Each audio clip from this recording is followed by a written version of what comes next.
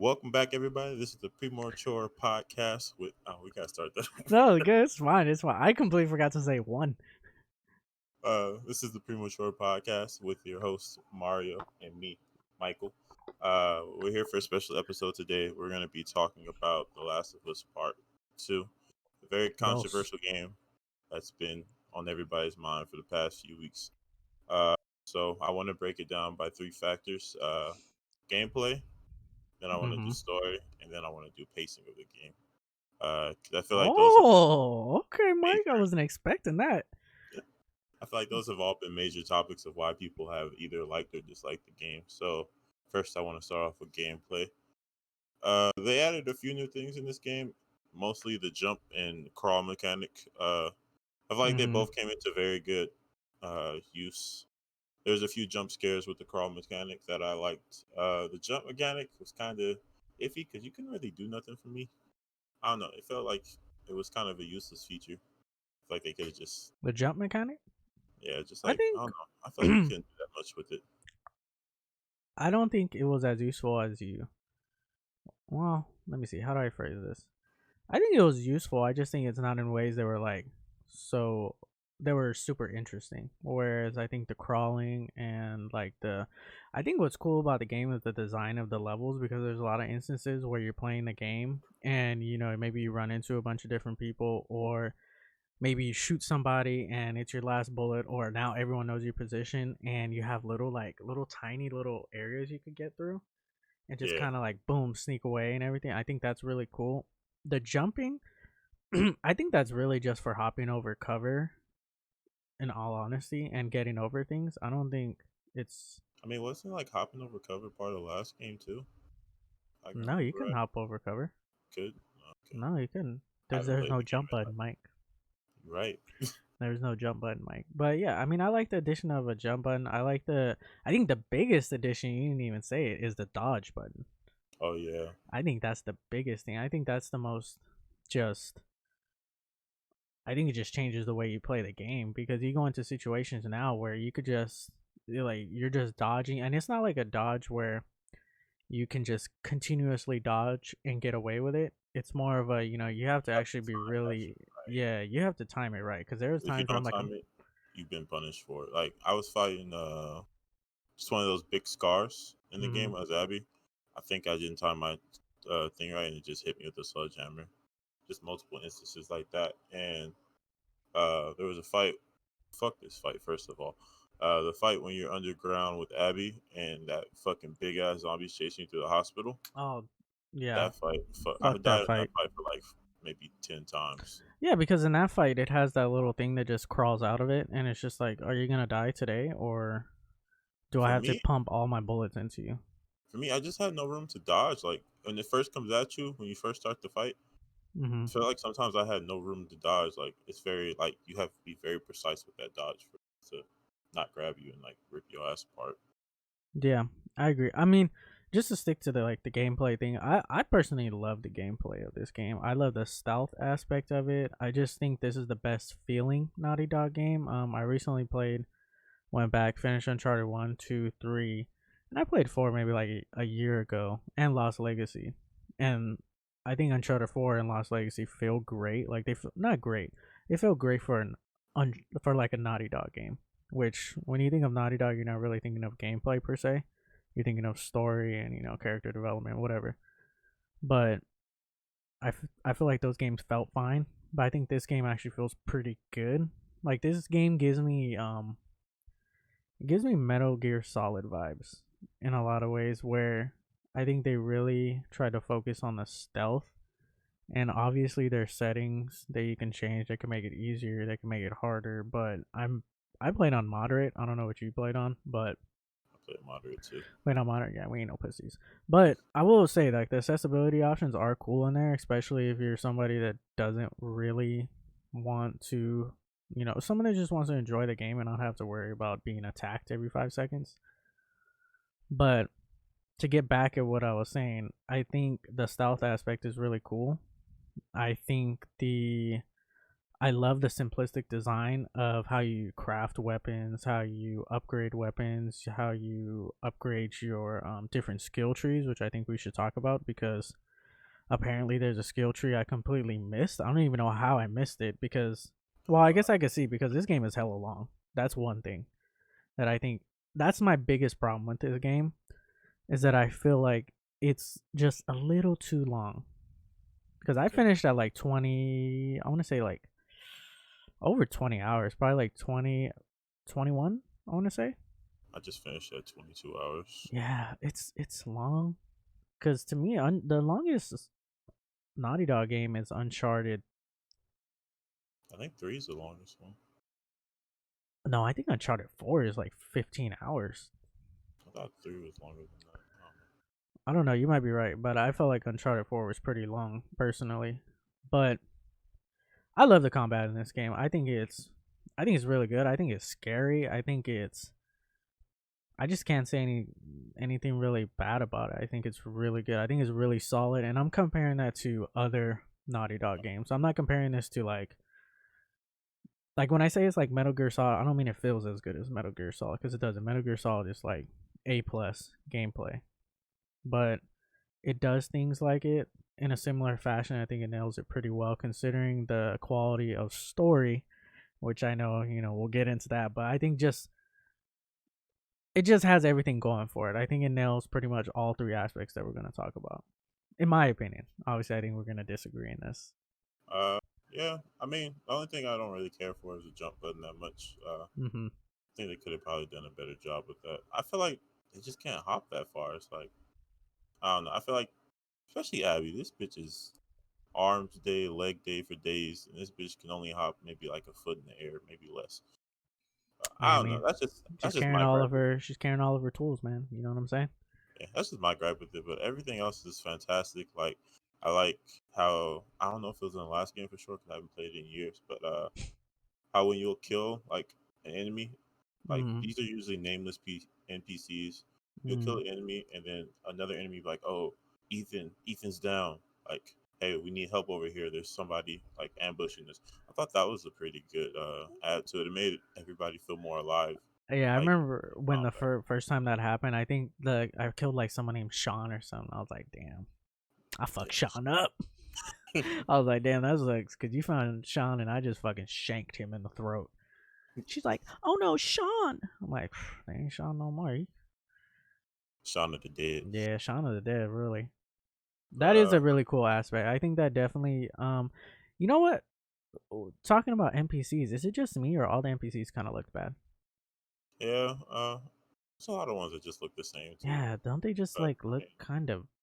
I don't know. To me, they just kind of look bad, and I was like looking at them, and it didn't really dawn on me until I just like got really close, and one day I was just like, I'm just gonna look at this person, and I looked, and I was like, it doesn't seem like that great of a quality, like the design of it and the texture of it, as what I'm accustomed to seeing. But then I'm starting to think back to Uncharted, and I'm starting to think like, were they really all that different? And not just multiplied of fucking all the other ones, because that's kind of what I'm starting to think now. I'm starting to think that I just thought they were really good.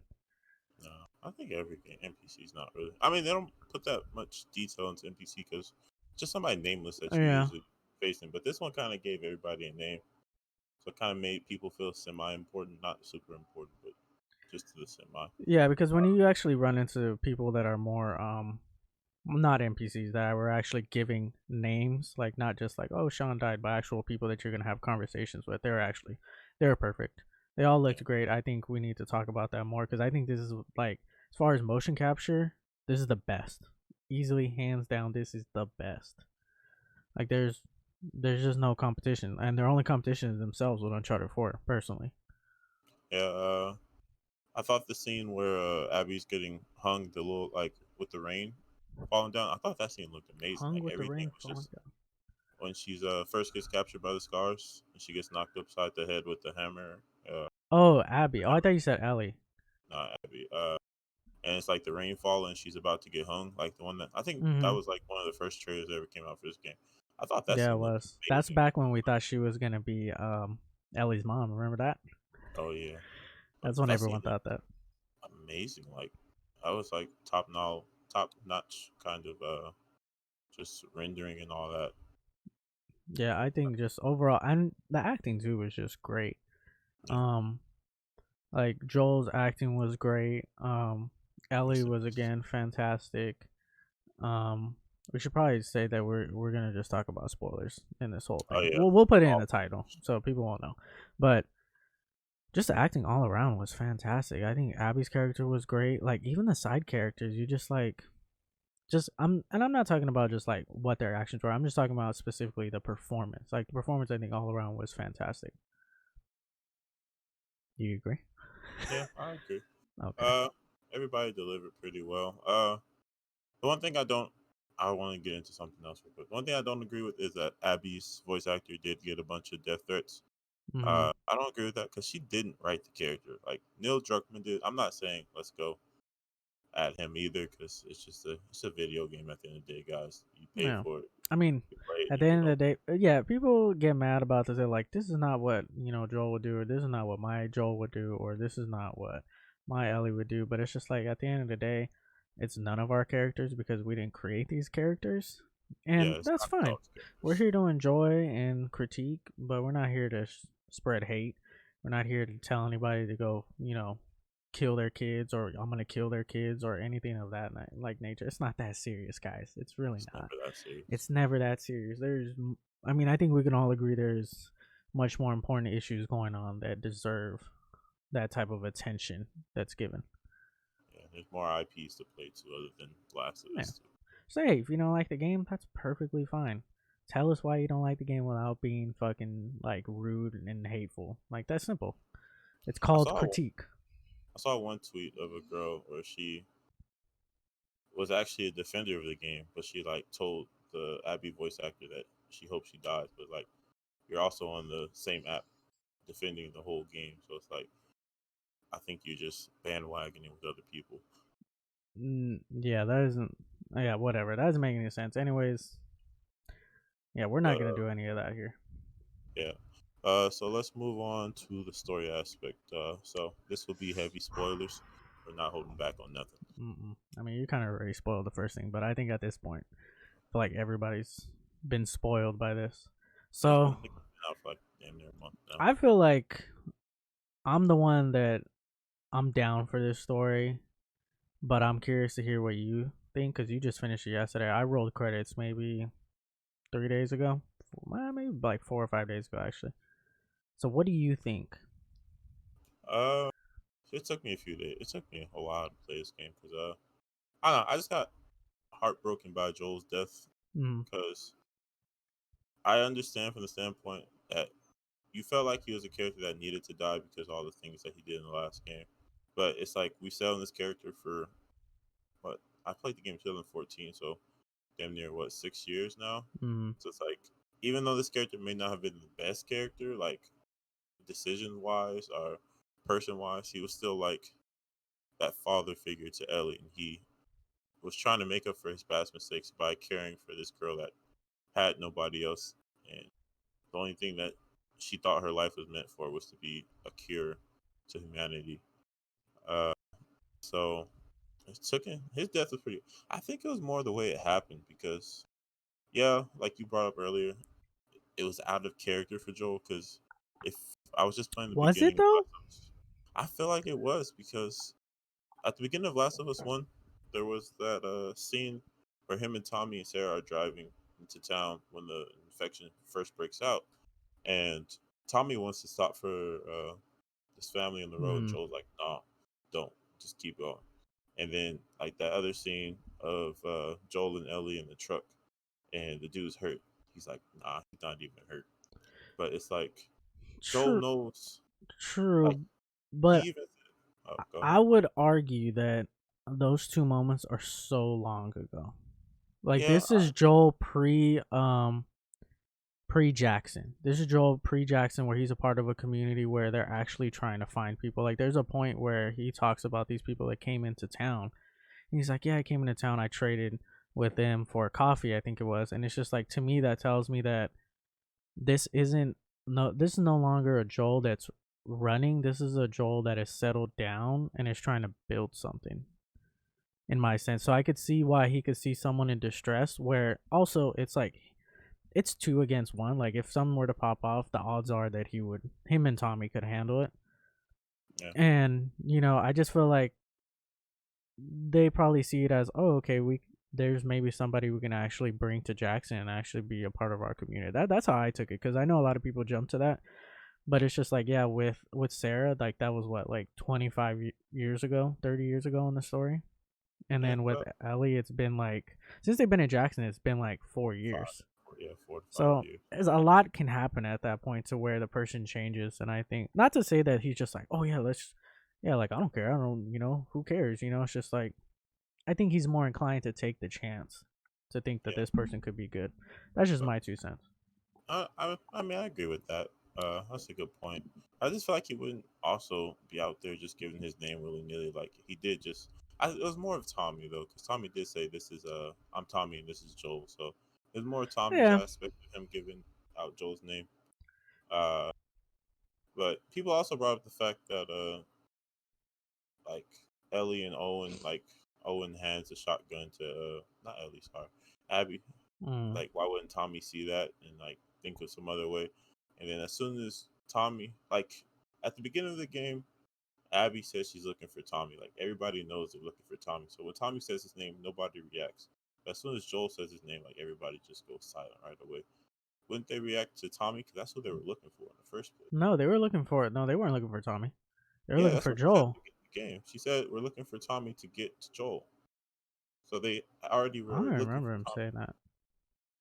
Yeah, at the beginning of the game, they said they were looking for Tommy. I don't think they said anybody's name in the beginning. I am like I, pretty. no, I'm thinking about the cutscene later because I think when her and Owen are in the aquarium, she's like, "We're looking for Tommy, and got to lead to where he is or whatever." So when they go out, they No, were looking for. I think it's just Joel. No, they said they're looking for Tommy in the cutscene when her and Owen are Mm. at the aquarium when you play the archery. They Yeah. said I have a lead on where Tommy might be, and Tommy could lead us to Joel, and Owen was like, "We don't even know if Tommy knows where his brother is." That was like right before they had I don't remember that. left. I don't remember them ever mentioning name except Joel. Yeah, it was a flashback. It was right before the controversial sex scene Why is everything so controversial? Why is sex controversial, guys? We all because do it. she was a buff woman. Yeah, like who cares? I think that's the only reason. But Yeah, uh, maybe you're right. I just don't remember. I think it's just fresh they in my mind because yeah, I'm they playing that part. insinuate. It seemed like they insinuated, I mean, but at the beginning of the game, they don't say his name, but when you go more into the game, uh, mhm. they do say that they were looking for Tommy in the first place to get a lead to where Joel is. Mhm. So I feel like at that point they should have reacted to Tommy's name too, because that's who they were looking for. I mean, they were looking for Joel, but they were looking for Tommy too. Yeah, maybe, but I also think it's more of like a they weren't going to kill Tommy Yeah, I because know. Tommy, so I think they're just like, "Oh, like to me it wasn't as shocking as they found Tommy. It was more shocking that they're like, "Oh shit, Joel's like right in our hands now. We didn't even have to do anything. Like we got him. He's here." That's why everyone's like, like, okay, like, are you serious? Like, we've trekked all this way from, mind you, from Seattle to I think Jackson, Wyoming, if I'm not mistaken. Yeah, that's fucking far. If I remember, because I think I looked up where Jackson was. I don't know if that's actually, the Jackson, but Yeah, they took a long way. So the fact that he was just there, I think would have been shocking. But yeah, I mean, I don't know. To me, those are just like things where I'm like, I didn't even really like care. yeah. I guess I care more because I don't know. I just I just took a And then liking to yeah, him. I the guess. thing about the gun and stuff, like all he had to do was just not look that way, and he would like, you know what I'm saying?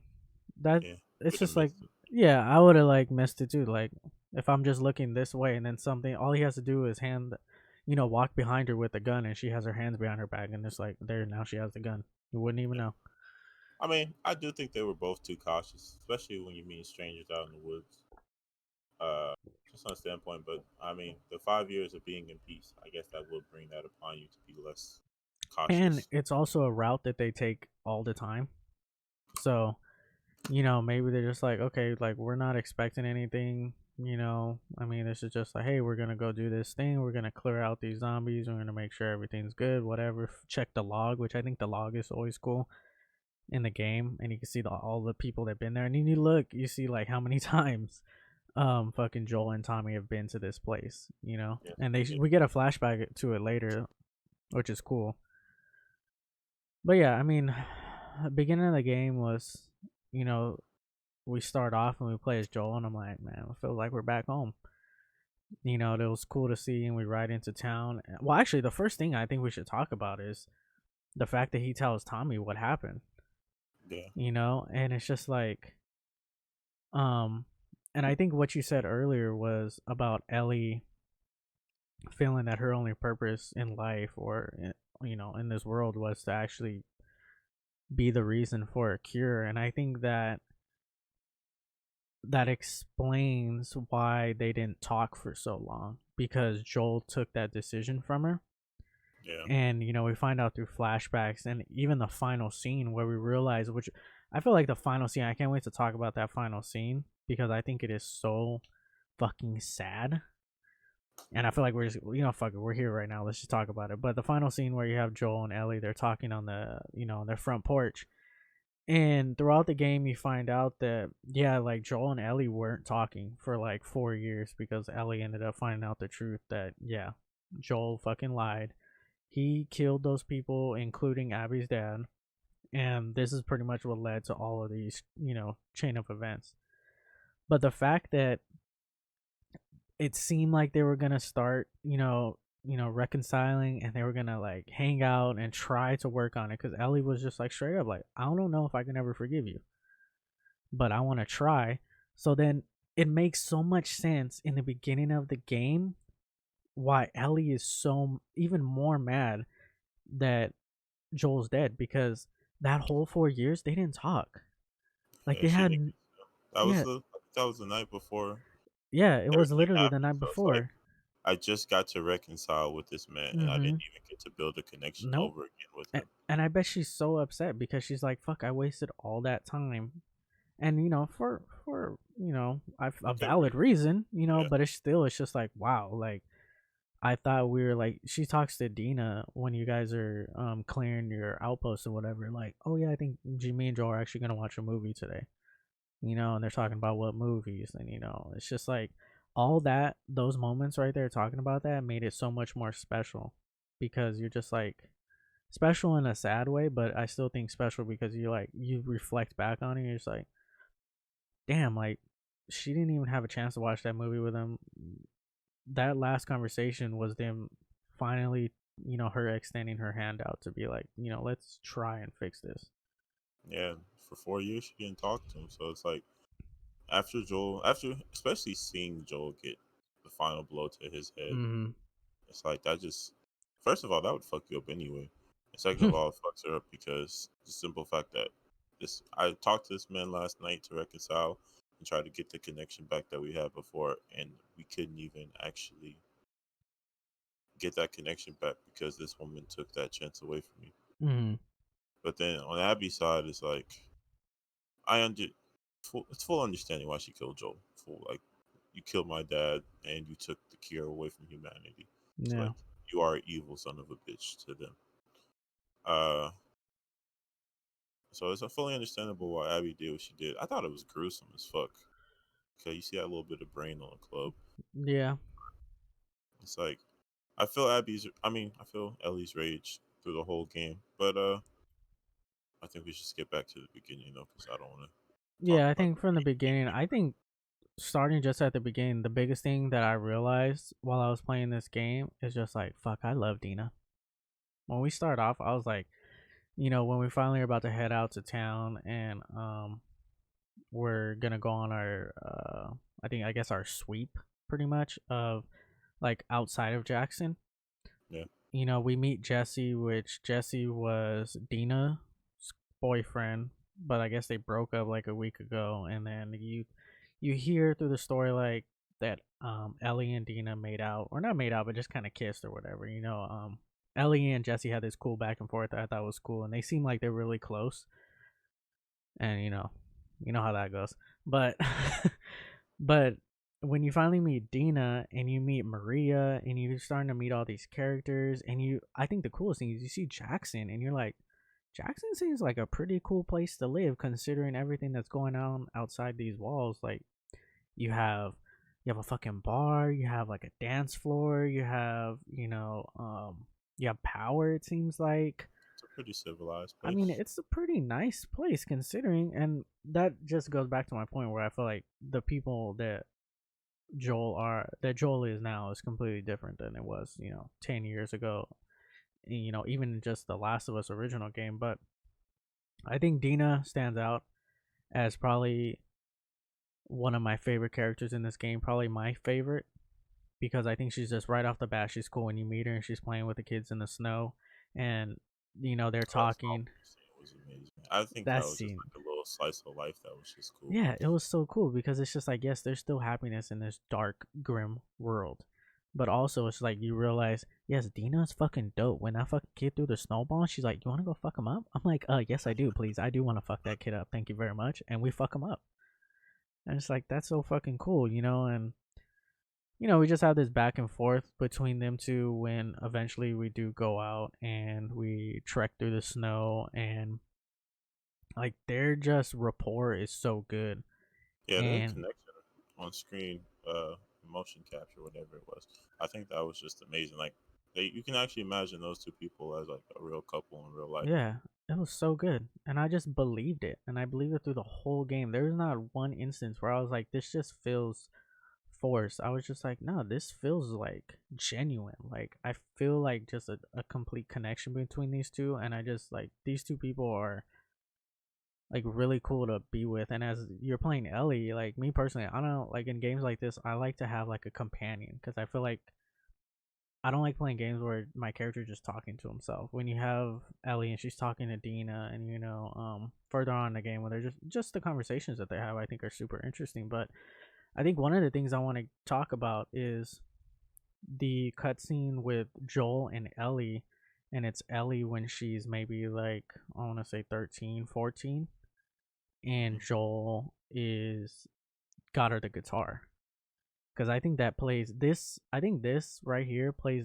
a big part in just the whole story going forward. Be- I think the guitar scene is like that's the most important part in the whole story, to be honest with you, because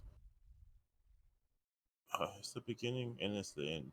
So mm-hmm. it's like, uh, we always say sport. It's like at the end when, at the beginning when Joel teaches her or sings a song to her, it's so meaningful to him because that's how the song relays how he feels to her. Mm-hmm. It's like, I'm gonna teach you how to play And this guitar. she It's like, doesn't even know, because I think he's talking about the moment where he's just like, if I ever were to lose you, you know, I'd lose myself, and that's exactly what he did in Seattle when he went to the hospital. yeah, he loved this Or girl not so much. Seattle. It was in Denver or wherever. But No, it yeah, was go ahead. Seattle. Wasn't it? No, it Uh-huh. wasn't in Seattle. It was like some other place. But yeah, he fought for her and he did all this for her. But it's like you feel that rage for her too because he did take the opportunity away from her. But it's like it's one connection that she has to Joel, and at the end she just loses it, and it's just like Mm-hmm. I thought that part was just heartbreaking. I feel That, like yeah. the ending scene is just heartbreaking to me. I think it's a great ending scene. It's just what was before that upsets me. I think, yeah, speaking of like on the ending, I think personally I would have changed the ending, and I don't mean like I would have changed the. So we have literally, it's weird that it ends on the final scene with Joel and Ellie. I think that should have came before, Yeah, because I want to get back to that. I don't want to. We'll save the end part for the end, but let's just go through. I think we get that scene with Joel and Ellie, and it's so funny. You see Joel tell his fucking corny ass dad joke, which is something I would say, but I just think it's a cool scene, and the song plays a very important part going forward, especially when you see Ellie and she has those moments during the game where you can just sit down and play the guitar, and it just brings you back to just be like, yeah, like Joel taught you this, yeah, you know? like this is what I'm fighting for. So Yeah. So, I mean, do you want to just get into the I mean, do you want to talk more about the death scene with Joel, or do you want to kind of? No, I think I'm You kind of think you're settled. good on that? Do you want to start moving into like day one Seattle?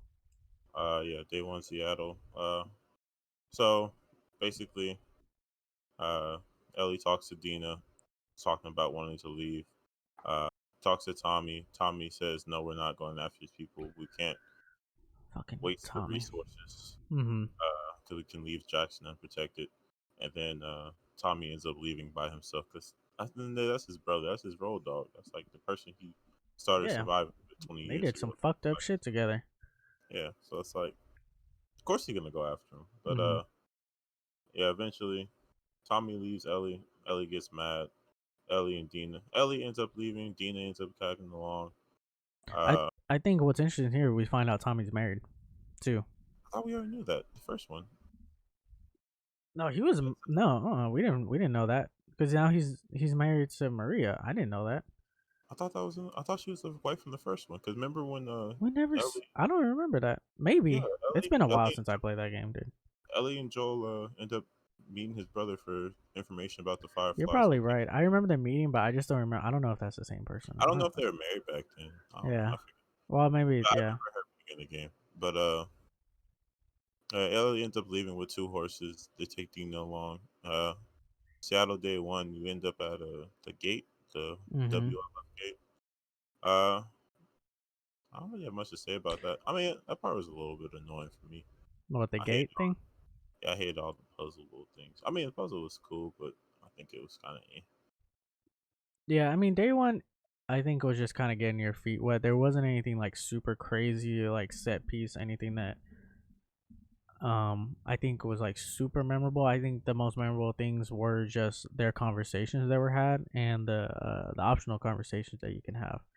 You know, where you see Dina talk about her religion and her sister that, obviously you don't really get a hint to, but it kind of seems like she's not around. We learn more about like Ellie had a girlfriend before Dina. And I yeah. mean they're not boyfriend and girlfriend at this time. And I don't think they ever are really. Oh well, I guess yeah, later in the game, but we found out like Dina didn't like her, and there's like this cool back and forth, and they're talking about Jesse and what happened with them, and they're still like not facing exactly what happened that night when they kissed. They're still kind of talking about it, and we didn't even talk about the scene where they had sex, at least assuming, which was hot. It was cool. They got high. I don't think we need to talk about it. It was cool. So whatever, you know. Armpit hair. Yeah, armpit hair. You know, do they have razors? Who knows? It's all good. Keep you warm. But yeah, day one. I think the coolest thing in day one was the one where we actually went into the tunnels. That shit was kind of scary. I think that Oh was yeah, the end of day one. with the clickers and the people. Yeah, moving through the tunnels and just kind of, taking advantage of the new systems and the stealth. And I think that was super fun. And I remember the tunnels because it had like that red hue to it, and it was super just like Stranger Things vibes, and I was here for it. Yeah, I would say this game picked up the horror aspect like good Mm-hmm. notch. 'Cause I don't think I was ever scared to play Last of Us One. Like, I don't think any part Oh, ever me scared me. either. But This I was, one, I was like a few times. I was like, I gotta pause for a second. Hold on. yeah, I Like I was gotta like, collect I need to myself take a for a second. break, bro. I'm trying to look back and see what kind of stood out because it has been a minute for me since I played it. I like the puzzle aspects of it. I don't think they were too daunting. I think the biggest thing is when we jump into Last of Us Part 2 and we get into Seattle Day 1 is that we see that this game is linear, excuse me, but there's an openness to it. We get the map, and I think another gameplay feature that's really cool is I remember when I walked into the first like shop. It was like I don't remember what kind of shop it was, but they had a cooler, like a refrigerator, and I was like, "Oh, look, I see like something in there like food or something," and I broke it. And I was like, "Oh, that's I didn't think I could do that, but I did it." And you actually take it. I'm like, "That's fucking cool." And like you start breaking windows and stuff, able to get into shops, and to me that was just like some I don't know if I ever did in a game, and it just felt like, "Oh, okay, this is something that is new." Yeah. And it's so simple. For me, Last of Us has always been good on that aspect. Like just the little things, like the Mm-hmm. little cool things, has always been something good that's been in this series. Like with the last game, that scene where you, Joel, Henry, and his brother are all in the shop, and then Ellie picks up like Henry tells like his little brother that no, you can't have that toy. Like we need to carry the Dude, did you necessities. see the toys in her room? No, I didn't. Yeah, the toy is in her room when you first get up. When Jesse's like, "All right, get up and get your ass ready, so we got to go on our I'll just say our walk, whatever, our sweep." Yeah, the I might toy's in play there. that part. I didn't. I didn't even think about the toy until like I was already a little bit more in the game. Yeah, I was tripping, but yeah, the toy is in there. Yeah, but it's like Last of Us. This series is just good for those little things. Like I don't think you ever find that much detail in another series. Yeah, they do a great job of just putting little things in there. I think I think the artifact, not the artifacts. I'm thinking of Uncharted, but well, I guess they are artifacts actually called in the game. But like Ellie has the trading cards, which are Yeah, cool because Dina's like, "You still collect those things?" Like, yeah, fucking Dina, shut up, damn, hating on me and shit. And I think Abby's are cool too because hers also have a meaning where she collects coins because her dad collected coins. And I think that's super interesting. And um, yeah, and I think moving forward into day one, we eventually find the hotel, which I'm gonna say right now, when I saw that back window was open, I was like, this right here is just a bad idea. They're running a power cord through the window, and the window was open. Remember that? was that the hotel? Yeah, Thought that it was, was at the hotel. that was like a movie theater, wasn't it? Oh yeah, it's a movie theater. Sorry, but yeah, well, I'm looking at it. It kind of looks like a hotel, but yeah, the movie theater. You're right. But remember in the back when you finally go in and you have the power and it's just running through an open window, Yeah, it's like why would you leave that and window? it's just like you guys are gonna live in there, and people could just easily just come in through there. Spoiler. That's how happy gets you. Yeah, and it's just like no one thought about that. Like that's one of the problems. Like really, guys, no one thought to fucking like I don't know, just close the door. Yeah, Like, do I you mean, guys need power 24/7? You guys just shut it off when you guys are fucking asleep. yeah, I mean, I don't think they were even asleep when Abby came through though. So I mean, I don't know. Yeah, I but don't know if you how they close the window, then maybe they just have to break the window. At least you'll have a fucking like, at you least an know, alert. yeah, at least a fucking alert. Like Jesus Christ. But yeah, that was one thing that I was just like, really, guys, come on. But I think the movie theater was cool. You start looking around, and eventually you start finding out things where it's just like Dina, like, are you okay? Like something's going on with her because she seems to be. There's a certain scene where you're in the train when you finally get past like the tunnels, Mm-hmm. and she just looks like shit. And Ellie asks like, "Are you good? Like, can you make this?" And she's like, "Yeah, I'm good. Just give me a minute." I'm just like, "Okay, like, is she infected or is she sick?"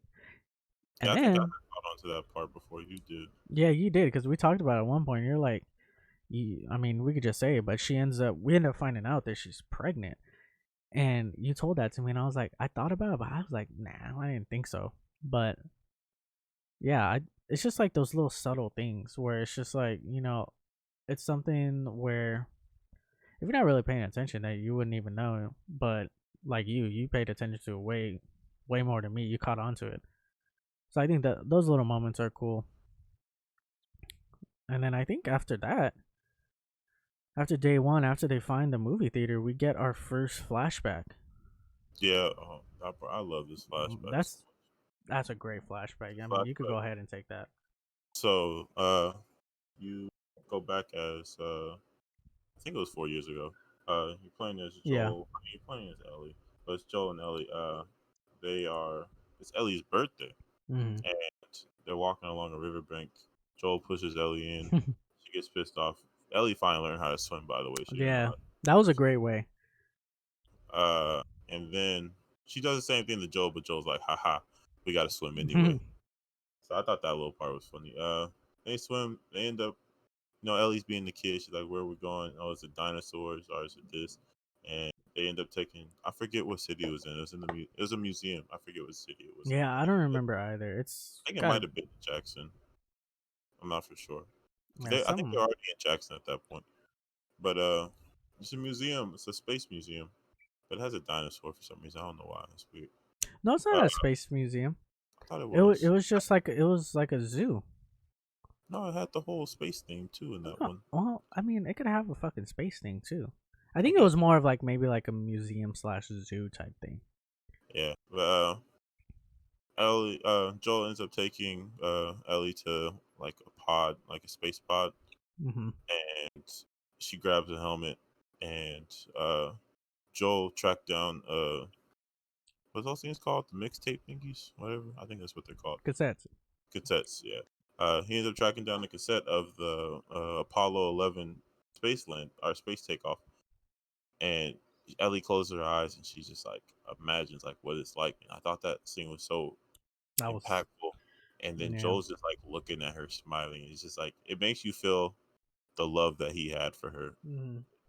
like the whole time. It's like it just showed like how much compassion Joel had for this woman. I mean, yeah, girl, to just always try to protect her, and he treated her just like he treated. She was a stand-in for Sarah, just to be real. But I mean, she's her own person. Joel knew that she was her own person, but for him, that's just him atoning for losing Sarah, Hmm. and it's just such an impactful scene. I just thought it made me cry a little bit. Oh yeah, I think it was great. I mean, the thing where you could put the hats on all the T Rexes, like different dinosaurs. I don't know if you did that, I didn't do that. but you find a hat like a Jurassic Park hat, and you could put it on all the different dinosaurs, and then eventually, she puts it on Joel. It's like got another old dinosaur, and they kind of have this joke or whatever, and then Joel puts it on one that Ellie can't reach, and it's just like those little cool moments that, well, like there you go. Like if you didn't do it, you kind of miss out on it, but it's there if you want it, and I think it adds so much to just the relationship between Joel and Ellie, and then there's other instances like that between different characters, which I think are just as good. That's what I don't know. That's why Naughty Dog is just such a good company. Uh, I know Yeah, people have they're been great. kind of Naughty Dog's shaky long about awaited them since this game came out, but I still think they're a great company because their attention to details in video games is just immaculate. Yeah, they're just top notch. Like I mean, they just obviously it helps that they have so much money from Sony, but I mean, whatever you want to say, they just nail it, and they just fucking they put out great fucking video games. Yeah, Nothing to say about it. But I think what are we on now? I think yeah. So what? And then I think after we just right into day two, right? yeah. You go right to day two. At that point, you are you are still Ellie. Mm-hmm. Leave Dina alone inside the theater because she's pregnant. She's throwing up, and you go out by yourself. Yeah, Uh, this is where you start getting into a lot of the combat. You start finding out who these WLF people are, and you also start hearing about this like cult, and you're just like, okay, like I'm guessing these are the people from the trailers, and you start like the WLF is kind of fucking scared of them to a certain point, but the WLF is interesting to me because they don't seem like good people, like especially as we get further on we learn more about them, but they don't seem like the Fireflies. They seem much more like they're willing to just fucking I don't know. The Fireflies are kind of like that too because they were bombing people in the beginning of The Last of Us. But Fireflies were way more. yeah, so I don't know. But you at this point we start learning more about the different factions, which are the WLF and the Scars. But I mean, you could kind of go on about this because you'll probably it's more fresh in your mind because I'm looking through to try to remember exactly where we're going from here. WLF.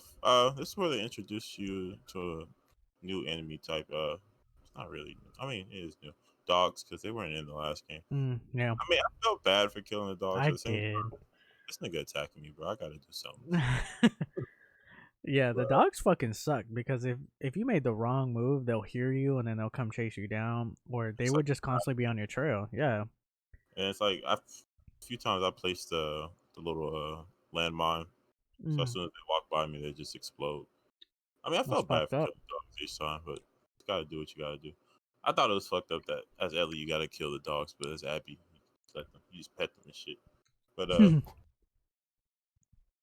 I mean, I don't think the WLF is that fucked up. I mean, yeah, they have a war against other people, but I mean, I think they're just a I mean, fucked up as in you just see how fucked up people are in general. I mean, Like, yeah. I mean, this is the world of where you have to survive. It's like anything be necessary at this point. and I think the WLF and I think Owen talks about it more in depth, where it's just that the Fireflies, yeah, they were bad, and I think the WLF, they're bad. All these factions made fucked up decisions, I don't think any but separation is really that great. yeah, but I think the point I'm trying to get to here is that I think the Fireflies were trying to bring back humanity. Yeah, They were trying to do something that was going to change the course of our future. I would say our future, but like change the course of the future too for the better. And I think that's the difference. So whereas the WLF is literally just trying to fend for themselves, just like everybody else. But I think that's the difference, and I think that's why later in the game we see Owen and it kind of that's why Abby goes down the path that she does later on in the game. I think yeah for Abby and them, I think they just wanted something else to fight for because at this point, I feel Yeah. like WF is just there for people surviving day to Mhm. day and collecting shit. But I feel like Abby, Owen, and that group just wanted something else to fight for. Like when they were Oh, part of Fireflies, they were fighting to cure humanity. Now they're not. They're only fighting to survive. And I feel like it, for some people that's just not enough. You know. yeah, they needed meaning, you Yeah. know. But I think, yeah, I mean, at this point in all day two, and like in the beginning, it's just you're just really getting more familiar with the combat and the different enemy types and the different places you can hide. Like this is where you can find out you can hide under a bed, which I thought was cool. You know, I remember the first time I hid under a bed and somebody came. Like I shot somebody and I busted through like a little tiny crack. Slid through, went up the house, hid under the bed, and then I could hear him coming up, and then he opens the door, and the other one that's in like a bathroom or a hallway is like, "Oh, check under the bed." I'm like, "Motherfucker, Oh why fuck. y'all saying that shit? Damn!" And what does the person do? He, it's just like, and looks over, and I just blast him in the head, and he's just like, like falling on the floor. I'm like, "Well, damn. All right, gotta go now." Should have checked under the bed, bro. Yeah, I'm just like, you should have just kept going, man. I mean, I was probably gonna kill you anyway, but at least you would not got shot in the face. But this is all just great, just story, like story, because you're trying to figure out where Abby is this whole time. Like you're trying to pinpoint where Abby is. I think what's cool is you have Dina kind of in this Overwatch position where she's trying to pinpoint where Abby is using the radio that's actually in the movie theater. Yeah. And we find out who that girl is that's dead in the movie in the movie theater. I think she actually is like the wife or the girlfriend to one of the WLF soldiers that we come across later on in the story. Hmm. But yeah, I mean, it's just super cool because Dina's actually able to help, even though she's so far away. Because you come back and you see the Yeah. map and she has everything plotted out, and you're just like, okay, like now you can actually move forward because Dina was actually able to find some decent information. Yeah. Even though that she wasn't out with you and shooting people and surviving with you, she was still a useful tool in Yeah. your journey. Mm-hmm. Uh, One other thing, I think at the end of the day too, you end up going to the hospital with I forget if that's day two or day three. You end up going to the hospital. I forget which day. I think that's day two. Before that, we get the another flashback. I think too. Remember What was the where flash? they Was it with where it's Ellie and Tommy. yeah when they're shooting, they're sniping, and I Dude, think I at that sucked at the aiming. It took me a minute. took me a second because I forgot bullet drop. Uh, I think at that point, Ellie, I don't know if she knew for sure, but I think she had her suspicions of what happened. Yeah, Uh, and she wasn't really talking to Joel that much. Like at first, you just think it's basically like teenager things because like mm-hmm. she is growing up, and the dad figure is not as cool when you're a teenager. Yeah. So, and then I think Tommy kind of it's not forced, but it's like kind of pushes her towards going to hang out with Joel for a second, and they go clear out some building. I forget what building it was exactly. They clear out It a was building. like a hotel, Yeah. I Uh, think, because they were trying to get to the guitar store oh yeah, because some Joel was string. like, "You need to change your strings. Have you changed your strings?" He's like, "I didn't even know you need to do that." Yeah. Uh, And it's just those little things because I think the moment with Tommy where Tommy's like, trying to, nudge him. nudge Ellie to go with Joel so that they could kind of talk, you know? Yeah. And they kind of, because, well, actually, at the end of that, they actually do. Ellie's like, if you got anything to say, Joel, tell me fucking now. And Joel, again, just, you know, doubles down on the fact, no, I've got nothing to say. Like, I've already told you the truth. You can believe it or you don't. You know, it's Yeah. just like, go At ahead. that point, Joel, I think he knows that if he tells her the truth, that he will lose her, Yeah, and it's just like that's just him trying to keep that relationship that they have, even though it's like kind of spotty at that point because she's not really talking to him, keeping what they do have left alive still. Uh, I think yeah, I that's agree. pretty much the end of the flashback. Yeah, so I'm looking here. I'm just like a rundown of the game. Um, After that, it looks like you actually find the Seraphites. I don't Oh yeah, remember finding them that early. Yeah. yeah, you find him that Oh early. yeah, because then that's when we come through the park. Remember that part where you're running through and you get shot with the arrow? Out the I arrow. was fucking spooked when that happened. The fuck just happened? Yeah, I was like, what the fuck? And I thought we were still in a cutscene, and then I was like, oh, I gotta move. Yeah, then you gotta rip the. I like the fact that they let you. I don't think that you did that in Last of Us One. I don't You think rip. so either. This part was terrifying because they started like coming through the grass, and dude, they're actually crouched too. Yeah, And they're then much they're, sneaky than oh, the devil left. hell yeah. And then they whistle. And I'm Yeah. like, where's that whistling coming from? And I'm like, it's in Scared the me the first game. time too. I was like, where the fuck is the whistling coming from? Yeah, and it's in the game, and they start doing different like types of whistling to where like you would kill somebody, and then the whistle would change. It's like more of like an alarming, like stay on alert. Yeah. And it's fucking like, and you find like I was reading about it. It's like there's like a person. I don't know if it's a person, just a single person, or a team that literally did all the whistles and like made it kind of a whole language for the game. And I'm just like, kudos, because Dope. throughout the whole game, I was like, this is terrifying. But it also, you kind of picked up on the different whistles, so you knew whether they were kind of like, you know, alerted, or if they were, you know, on guard, or, you know, like different type of things. You kind of just like, oh, okay, I think I kind of get what they're Gotta pick up on insinuating. those. I kind of did. You kind of get it. I don't know, it's just like a different inflection. It's weird. It's Yeah. like, and I'm not saying like I'm like right. I'm just saying like it kind of felt like it, you know. But I yeah, think fuck the Seraphites. it fit them pretty well. I think they were a good addition to the game. I At least just wish we got more of it. I yeah, think they're way more interesting than the WLF. yeah, they are.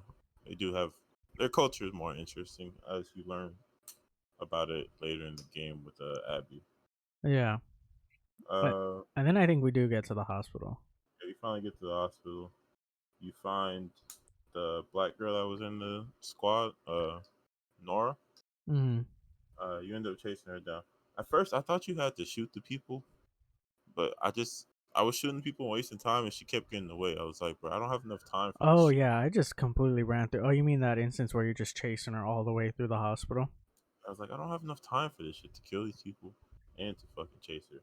I Mm. realized you just run right through them. I was like, oh, I feel stupid now. Yeah, I just completely just ran right to her, and that again, that was a cool scene Yeah. where, just getting to the like, let's just talk about the hospital, a little bit. You know, we get that scene that we got in the one of the more recent trailers, actually the gameplay walkthrough or demo, I guess per se, where we see the girl playing the Vita and we stab her Oh in yeah. the throat. But I think what's interesting about that moment is you see Ellie like let her guard down. It's like, and it kind of happens a few times where she does the same thing when she talks to the what is the girl's name? The black girl that we ended up killing, Nora. Yeah, where she also, when she's talking to Nora, she lets her guard down.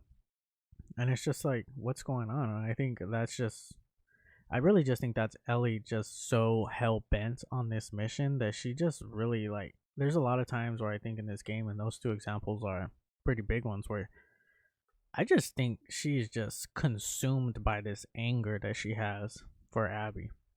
Yeah. I mean, It makes obviously, I don't blame her, but it's kind of just, and I think we'll go into it deeper when we talk about the meaning of this game and the ending, but it's just a circle that never ends for these Abby and Ellie. Yeah, I don't know. I felt like it also kind of like after you do what you do to Nora, you kind of like torture her to get Abby's position to go into day three. It kind of, even though Ellie is based on this path of revenge, she still feels some sorts of uh Remorse. remorse and like that was inhumane of me to do. Mm-hmm. Somebody brought up a point where it's like you guys want us to feel that, but you have us slaughtering all these characters. I mean, at the end of the day, they're NPCs. It's like I don't really care, but when it comes to a character that's more rendered and looks better and actually has like a full-on name to it as part of the story, you kind of understand at that point that Ellie's gonna feel a little bit of remorse of torturing this person. Yeah, but also I don't think it's just like this person. I think it's also those NPCs, and then she gets to this point where, yeah, like I killed all these people to get here, and then I tortured this woman to end it all. You Yeah, know, like I think people are just too like, oh, like, but she killed all those other people. She didn't have a problem. It's just like, well, yeah, I don't think she just killed that person while there's another person coming at her. It's like, oh, let me sit here and cry about it while this other person's gonna come and try to attack me.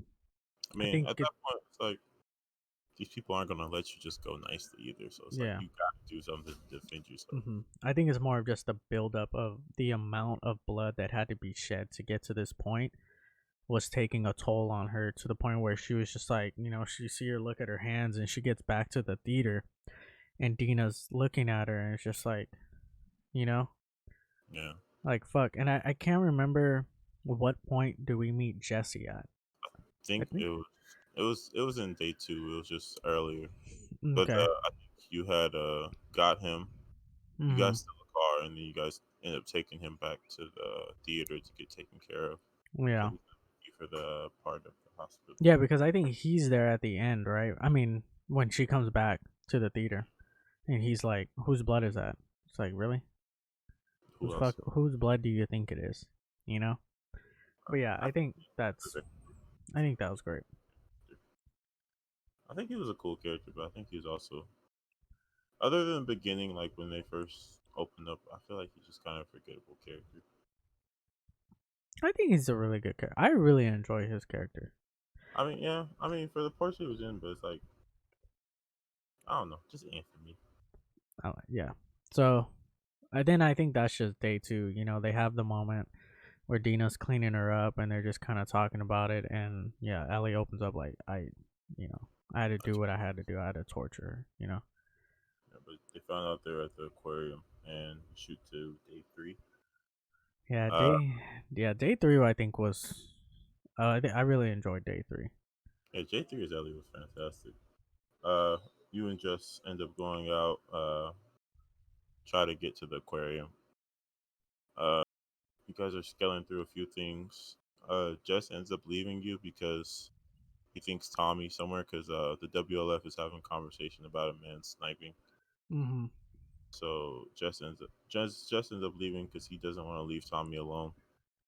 Uh, I think this is a great point where it's just like Jesse and Ellie had a conversation where they pretty much agreed to the point where Jesse said, "Hey, we're going out here only to find Tommy. We're not going out here to kill Abby. Are you good with that, Ellie? Like, do you agree that when we go out here and if we find Tommy, we'll get Tommy and we'll come back home? Because at this point, Jesse knows that Dina's pregnant. One, yeah, so he wants to get her back home, and Ellie knows that Dina can't do this. So Jesse straight up said, like, are you actually gonna go through with this if we get to this point? Ellie says, yeah. And then right at this point where they have to make that decision, Ellie was like, goes I after have a Abby. chance. Yeah, she has a chance for Abby. And it's just like, fuck, man, can't we just go back home? Yeah, Please, Jackson's so cool, nice and warm. They got food. They got that bigot over there serving at the saloon. So give us some steak sandwiches. I think uh, that was just, again, that just shows that Ellie's story throughout these 3 days are just revenge. Like mm. that's Ellie's story throughout this whole game. It's just revenge, blind revenge. Yeah, it's just she has tunnel vision. Yeah, and I think it's just due to her like love, and I think that goes back to Ellie and Abby. Once we get to Abby's Yeah, story a both little her more. love and just her remorse of not being able to spend that 4 years with Joel and the last 4 years that she did treat him so badly. So Yeah, no vision of hate right now. But it did happen on day three. I played day three so long yeah. ago. So eventually we get into the. I mean, I don't want to sit like and focus too much on everything, but eventually, like the main point is we do finally get to the aquarium. Yeah, and then you have just a kill a dog game, which is sad. Alice, rest in peace, Alice. Mm-hmm. Uh, and then you get I think you see Mel first, and Yeah, you see Mel first. you end up holding her at gunpoint, and then Owen comes in too, and uh, Ellie's kind of like point to me where on the map Abby is. Like I want Abby right now. Just like Joel and Tommy used to do. Yeah, it's like I want you to point, and your story better match up to her story and whatever. And Owen tries to like get in, and he keeps trying to get in, and eventually Ellie ends up shooting Owen for keep making moves. Mm, And Mel at that point is angry because her baby daddy just got killed, and she tries to knife Ellie, and then Ellie turns a knife on her and stabs her in the neck. At this point, Ellie realizes Mel was pregnant, and she felt instant remorse for that. Like, yeah, like she because started throwing up. Ellie's not a killer. It's as simple as that. She's not like ruthless as most of these other people. I think she's a killer. I She's a think killer, I not a think it's the survivor. fact that Dina's pregnant. Yeah, I think that just like kind of hit different, kind of hit home per se. they hit more home. She's But definitely a killer. I just think, yeah, I just think the circumstances where if Dina wasn't pregnant, I don't think she would have had the same reaction. But I think during that moment, she kind of thought of Dina, and that's why she was like, "Oh my god," And I think that plays a point later on. yeah, But you know, yeah, like this was a fucking tough scene where you're just like, fuck, like yeah, and then Tommy and Jesse roll up and they fucking pull her, and then boom, she fucking leaves the map. stupid. Stupid, but I mean, I get it because they're not really like And not focused thinking. on that. They're trying to get out of there. So pretty much they end up back at the theater and they're talking about I got this necklace for Maria, and they're talking about what happened, and I mean, at this point they're like they want to go back, but then Ellie doesn't. She wants to continue to hunt Abby down, and it's just like, god damn it! Like throughout this point, I'm just like, guys, stop, please. Like I'm just telling Abby, just like let it go. Like I know it's hard, but it's just like you just gotta let it go because this is gonna end up killing you. You Yeah, know. But but I'm trying to remember where at we that were. Oh yeah, I know what happened. Is they ended up fucking. That's when we get the scene where Abby actually does pull up on us. yeah, so I think her and Jess are in the actual theater part and they're Mm-hmm. talking. They hear commotion and they go upstairs. They open the doors. Bam, Jesse shot. I thought that part it happened quick, so it's like I didn't get the chance to like like really think about what happened. But and then Ellie ducks and they tell her drop the weapon, and basically at that point it cuts to black and you end up switching to a Yeah, Abby. you get the point too, where Abby's just like, you couldn't just fucking let it go. Like you couldn't just like we gave you a chance. I I think gave you a chance to. because It's her part though. I don't think it really oh says it. maybe it wasn't, but she said something. Oh, I think she was just saying like I don't know. She said something. You killed my friends or something like Yeah, that. Yeah, she's yeah, like, you killed my friends. Oh, I think she did say that in Ellie's part. Like you killed my friends. You I couldn't think just let it go. And then she's like, drop the gun, or I'm gonna fucking kill him. And Tommy's over here like, no, no, no, don't you fucking do it or whatever. But then yeah, we end up getting the cuts of black, and then boom, switching from Ellie to Abby, where I was like, oh, okay. And then you get the Seattle day one. I'm like, oh, so we're just gonna go through the 3 days from her perspective. I was like, okay, this should be interesting. And what did you think, Mike? I mean, when I first started playing as Abby, I was kind of like, I was still in the mood of like, fuck this bitch for killing Joel. I don't care about this bitch. So I mean, you play with her as a kid. It's so. It's whatever. You kind of see her engagement with her father, and like Mm-hmm. you get that first niche of her collecting coins. So Yeah. you kind of see what her collectible means to her. And then you get the scene with her and her dad saving the zebra, and you kind of see her and Owen's relationship blossoming at that point because her and her dad have a little conversation about, oh, you and Owen have been spending a lot of time together. Yeah. You guys just you don't notice that I see you guys trying to like avoid eye contact when I'm around. I thought that was like a cool little scene. Like it brings humanity to. I think when I got past the part of Ellie just being the killer of Joel, I think her character is actually pretty dope. Like Yeah. she has some savage moments that kind of make her like an asshole, but I feel like every character in this story Mm-hmm. has that. Yeah, because I think if you were to just let's say like Last of Us Part One, didn't let's say if Last of Us Part One was just or just both these games were from Abby's point of view, we would look at Ellie as the fucking like the villain. Yeah, You know what I'm saying? But since we have more attachment to Ellie since we played the first game, with her, it's different. But I think Seattle Day One was cool because you start seeing the characters that were there when Joel died, and like Manny, which I thought was a complete asshole, but by the end I was like, I like him. You know?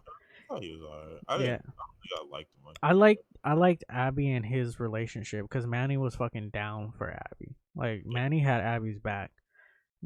There's a point later on where we find out it was Tommy shooting them, and Tommy ends up killing Manny. I But was at that point. but it was cool because it's just like, yeah, Manny was fucking down to ride for her no matter what. She had her back. Manny just Yeah, straight up said, "You thought you were gonna do this? Like, I'm gonna be here. Like, I got you." yeah, like he helped her sneaked out of Yeah. WLF to go get Owen after we find out that Mhm. Owen shot Danny. Yeah. And So everyone's saying that, oh, how did Abby get this buff? She doesn't have a supplement. She doesn't have this. She doesn't have that. She's but at the fucking CenturyLink Stadium with a state of the art weight system. Okay, that's why you see it in the fucking park.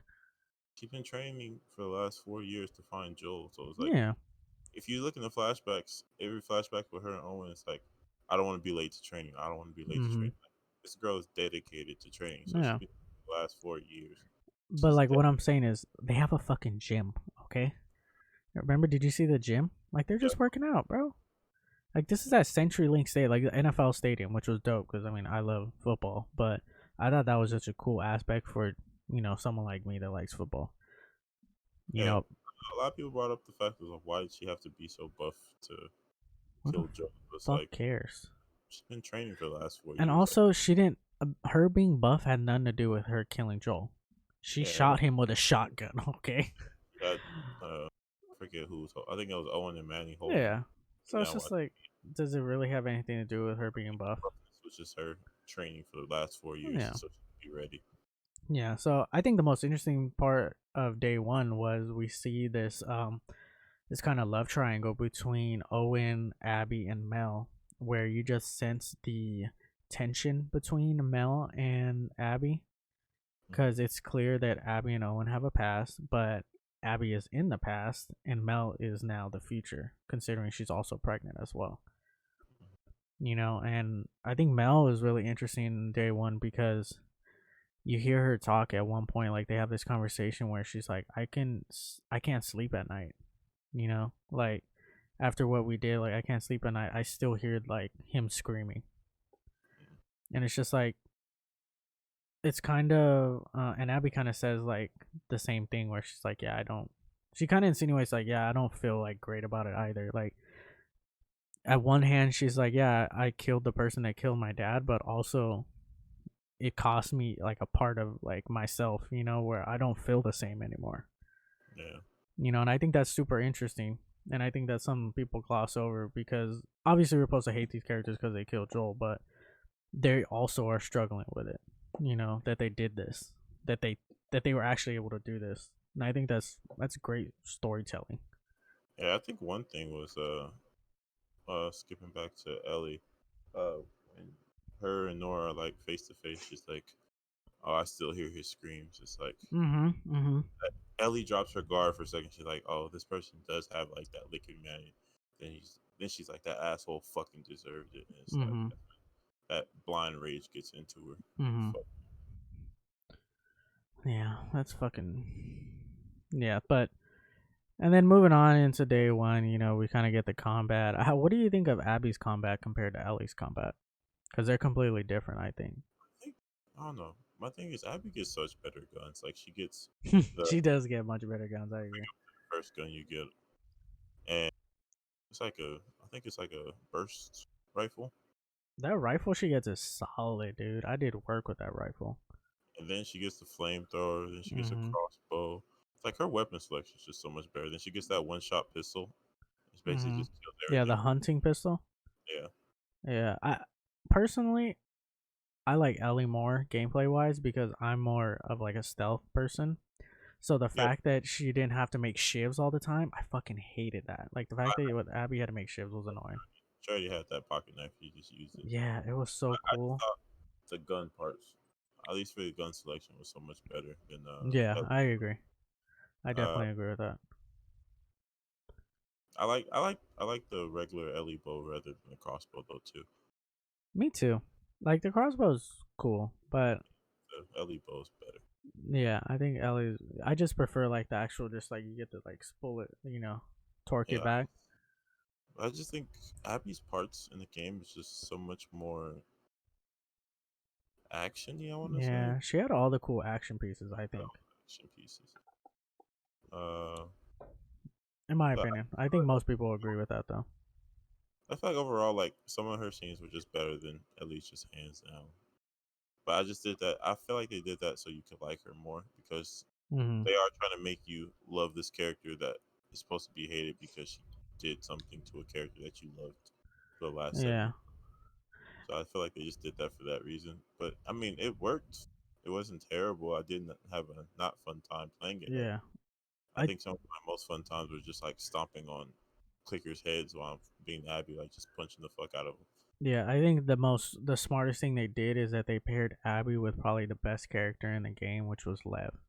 Yeah, And then we finally, so yeah, we'll get back to now. I think we can move into the scene where Abby is going through Seattle, and she's trying to find Owen, and she ends up getting caught by Seraphite, but then she ends up meeting Lev and his sister, her sister, Yara. which was Yara. And then this relationship between these three characters was just fucking great. And I think specifically the relationship with Abby and Lev was just like, I just love it so much. And that's why I say that Abby, the introduction of Lev, I think was so important because it humanized Abby to a point where you actually began to care for her more. Yeah, Because I think later on we have that point where, and we're just jumping around here because I don't think we want to spend too much time on it. But that point where you get further in the game and the WLF is pretty much knows that Abby is now kind of a traitor, hmm and they're trying to escape, and Yara is dead. Well, not Yara is dead, but someone killed, like, the one of the WLF shoots Yara, and you have this cutscene, and then eventually they're able to escape, right? And it's just Lev and Abby. Yeah, go ahead. say Yara's a thug, yo. She's on the She is a ground, thug, bro. fucking half dead, and she just shoots Yeah, Isaac.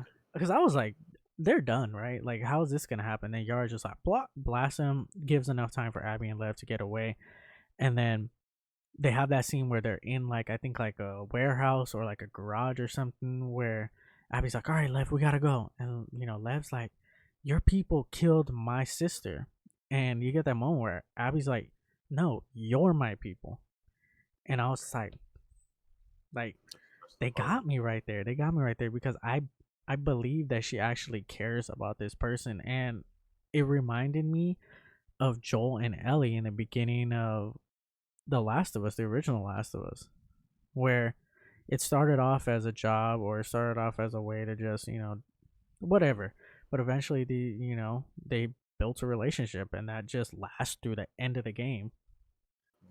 And I just love that relationship because I think they have dope scenes. Because once we get to the hotel and they're going across the fucking skyscrapers, oh my god, Fuck that part. I'm scared of heights in real life, so damn. Yeah, that was pretty scary.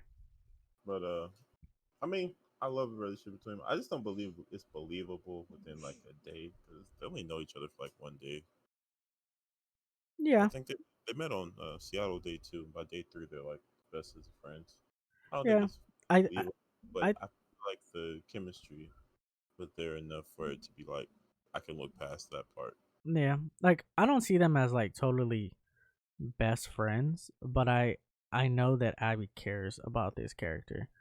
Mm. You know what I'm saying? Because we it seems like Lev is struggling with his with well, I don't know how I should refer to it, but I you think know, I it guess is. he wants to refer to as her. Because I guess you find out later on in the game where they're fighting and they refer to Lev as I forget what. Really? Um, yeah, Lily, and it's just like oh. And it's just like these little things, and then you have a conversation later when you're climbing up the ladder, and she's like, "Hey, I heard them call you Lily," and then this leads into another conversation. It's just like they continue to build on those things and this relationship, and Lev being able to feel comfortable enough to talk with them, even more than Yara, was, I think, really smart and really humanized Abby, which I think they were kind of going for. I said, like I said, they did it well enough for me to be believable, but at the same time, it's like I was kind of like, it's only been a day. Like I don't feel like this Yeah, is it's really been a day where they were like like together trying to fend off like it's different. Like, oh, let's go on a walk and let's talk. I first met you, but like these guys are like bleeding zombies. together. Yeah, They're saving each other's lives. Well, actually, it was 2 days at this point. I think they met on day two though, because No, they met on I think the end of day one. yeah, because that the sex scene happened, and then Yeah, because remember she found him. She found him. Yeah, 'cause she found him at night, and then eventually they went back to like a little trailer and whatever. Because Yar's fucking hand got that shit, just busted off.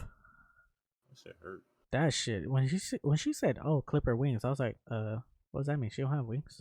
Her arms? Yeah, her arms. That's fucked up, Fucking sound effect for that was Joe.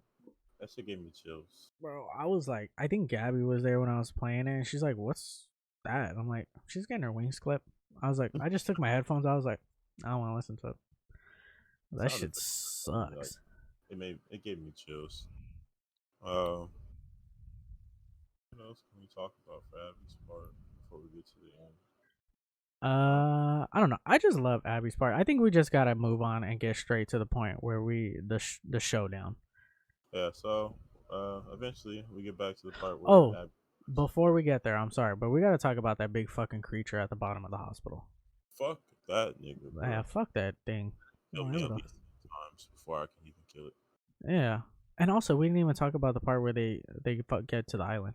We gotta talk about that too. That comes after the big nigga, don't it?